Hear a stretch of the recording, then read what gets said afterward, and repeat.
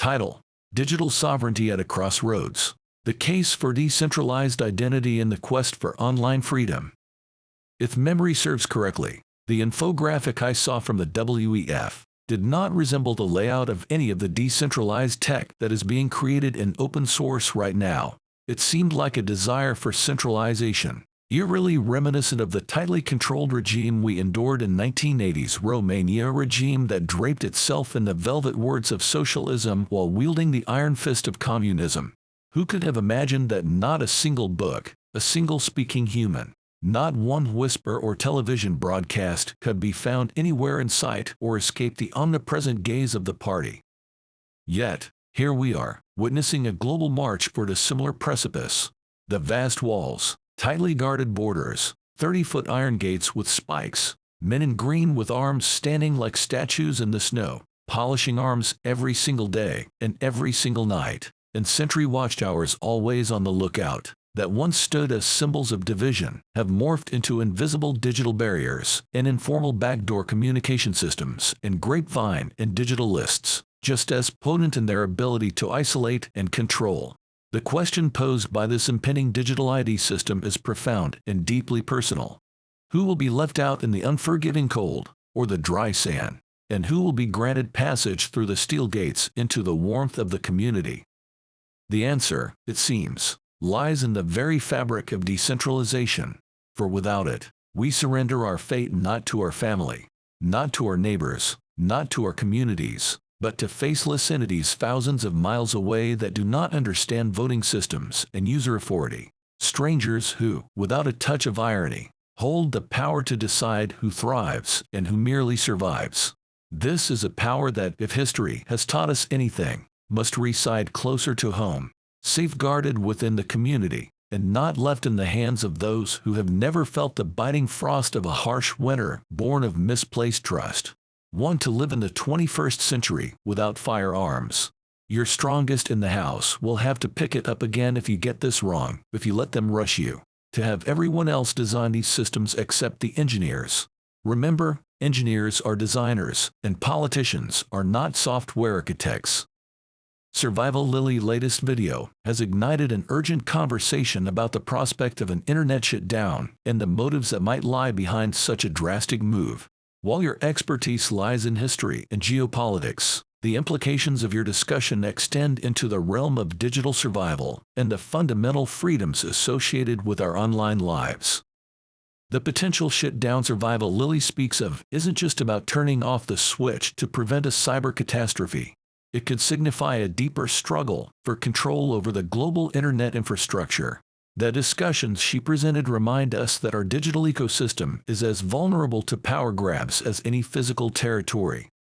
Diving deeper, the technical aspect, as understood by those of us engrossed in the engineering and cybersecurity fields, suggests that the current internet architecture, our Web 2.0, is indeed fragile. It lacks the decentralized robustness that blockchain, user-owned hardware ID password keys, hardware digital ID keys, cryptography, and other Web 3.0 technologies promise. Your video, then, touches a nerve for us. The need for a democratized, public domain, open source internet, and set of public domain or public utility blockchains, where power and control are not centralized but distributed, much like the blockchain model itself. Eva, your comments at ARC resonate with our concerns, albeit from a geopolitical and technical standpoint as well. You speaks to the typical human desire for power expansion and control on a global scale, an issue that intersects with our technical fears of a centralized digital ID system that could lead to unprecedented surveillance and loss of privacy. In today's digital age, the idea of a centralized digital ID system might seem like a step towards efficiency and security, but it's crucial to understand the implications of what we might be giving up in exchange for convenience. Let's delve into some risks associated with such a centralized system. Firstly, our privacy is at stake. A centralized ID system could track and profile every digital footprint we leave, what we buy, where we go, what services we use. It's like having a silent observer in every aspect of our digital lives, one that could share our personal habits and preferences without our explicit consent. Then, there's security, or the lack thereof. Imagine all our personal data, the key to our digital lives, stored in one place. This becomes a jackpot for cyber criminals. A breach in a centralized system doesn't just leak information, it gushes out identities, potentially leading to widespread fraud and identity theft, potentially on a national or global scale. Our very autonomy is on the line, too. With centralization, we could lose control over our personal information. It's akin to entrusting the keys to our digital homes to someone else, someone who decides who gets in and who doesn't. This brings us to inclusion. A one-size-fits-all approach rarely fits all. A centralized ID might not accommodate the unique circumstances of various groups, potentially marginalizing those who don't or can't conform to the standard mold. Our freedoms, the cornerstone of our society, can be curtailed. A centralized system, if misused, opens the door to surveillance and control on an unprecedented scale, turning the tools of access into chains of restraint. Anonymity, a shield for the vulnerable, whistleblowers, activists, political challengers, reporters, and dissidents, would erode. Our ability to change the government if it acted against the public interest would disappear. The ability to speak out against power without fear of retribution could vanish, silencing crucial voices of dissent. That might be the voices needed to vote out an ineffective or malicious actor who has gained power. The issue of choice and consent also arises. Could we really say no to a centralized system when it becomes the gatekeeper to essential services? Healthcare, medicine, water. The balance of power could shift dramatically, leaving individuals with little say in matters that concern their personal identity. And finally, let's consider the power dynamics at play.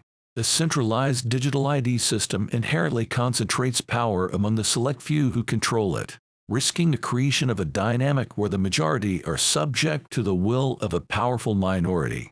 A modern digital feudalism of sorts, where citizens could become more like subjects to digital overlords. This is already happening economically in Canada. The last bastion of citizen authority resides on the internet, and it is about to be extinguished. The specter of historical oppression looms large. Humanity's long and painful history, with various forms of subjugation, is a stark reminder of the perils of concentrated power.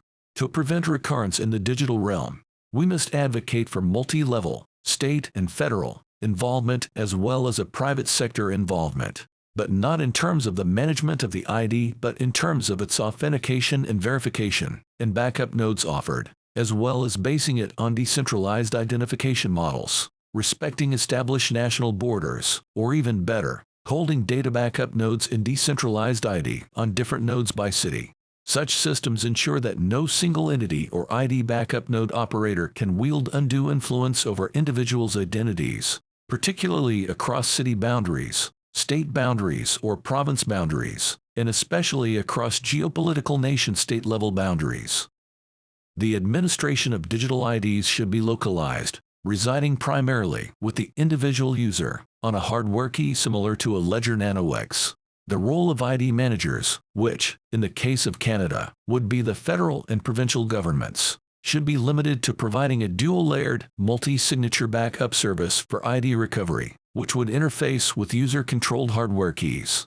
In this way, the critical power of deletion is ultimately held in the hand of the user and their secret backup locations. This structure not only empowers citizens but also enshrines a robust protocol for ID restoration that respects national sovereignty and personal privacy. Further, the option to provide private backup nodes to users should also be available, so as to prevent a potentially malicious government from potentially refusing to provide a backup restoration of a digital ID to a user who has lost their hardware digital ID keys. In the event that an external ID provider attempts to access an individual's ID from another nation, it should trigger a response from that nation's security apparatus, preferably the DND with an F-18. Such a protocol would be in accordance with the principles of governance that uphold a country's operational hierarchy and the security of its citizens. By adhering to these principles, we safeguard not just the integrity of our digital identities, but also the very essence of our freedom and independence in the digital age. As we chart the course of our digital future, these are the concerns we must address head-on, ensuring that the path we take doesn't lead to a place where, in our quest for digital order, we don't trade away the very liberties and rights that define us. You and Lily, from your respective vantage points, underscore a truth many of us in the tech community recognize. The Internet's potential as a democratic space is at risk of being co-opted by a select few. This is not just a theoretical concern but a practical one, as the engineering solutions to these problems, like public domain blockchains and secure, decentralized platforms, are still in their infancy. The call to action in Lily's video: to prepare and resist. Give the open source engineers time to mature the blockchain ecosystems and don't let them rush you into the digital ID. It's thus not just a physical call to arms but also a digital one. It is a reminder that the true value of the Internet lies in its ability to empower individuals and communities, not in its capacity to control or restrict them.